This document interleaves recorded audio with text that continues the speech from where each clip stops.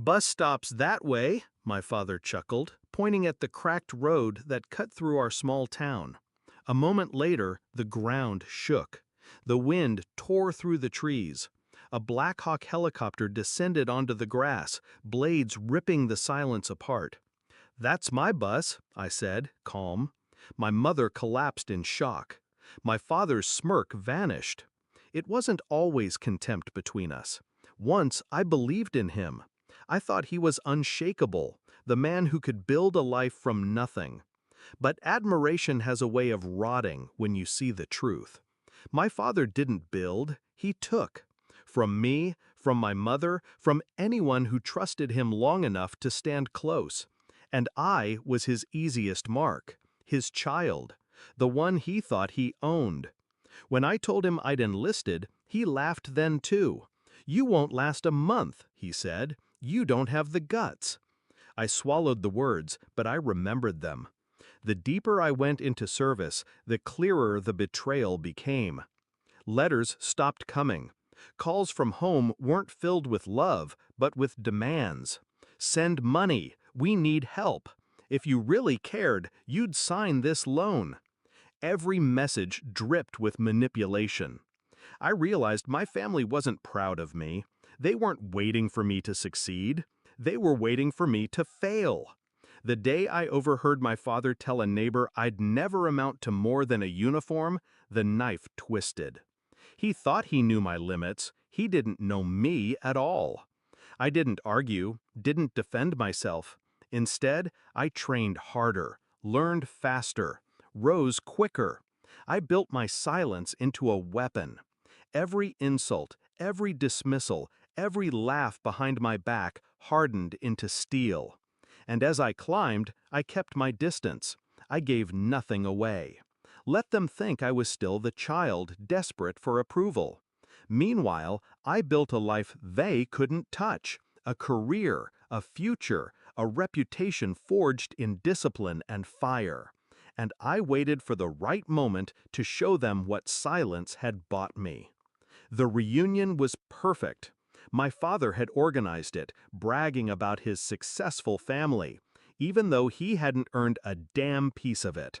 I arrived in plain clothes, quiet, forgettable. He didn't even stand when I walked in. The jokes started immediately. "Bet the army's just a daycare for kids who couldn't make it in the real world. Bet you're still fetching coffee for the ones who matter." I smiled.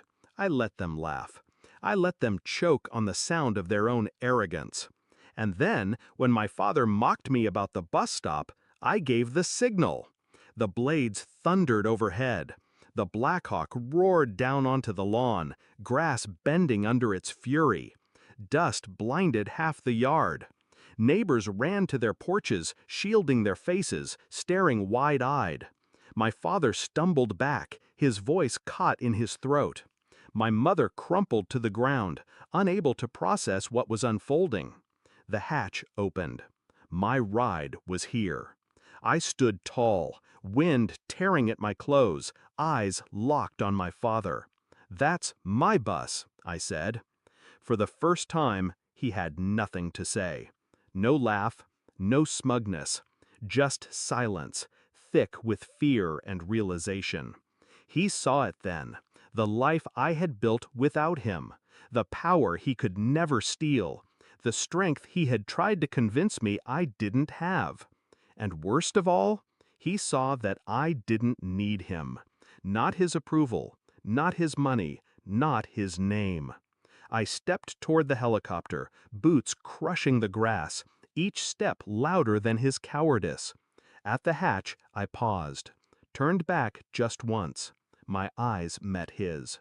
"You were right about one thing," I said. My voice cut through the roar. "I didn't last a month. I lasted longer. I outran you. I outgrew you. And I'm never coming back." I climbed aboard. The hatch sealed. The Black Hawk lifted, blades slicing the air. Below, my father shrank into the distance. A man who thought he held power, watching it slip through his fingers. My mother on the ground, gasping. My father frozen, broken, silent. For years, they told me I was weak, that I'd never escape, never rise above. But I didn't just escape, I ascended. And the sound of those blades, the sound of leaving them behind, was the sweetest revenge I've ever known.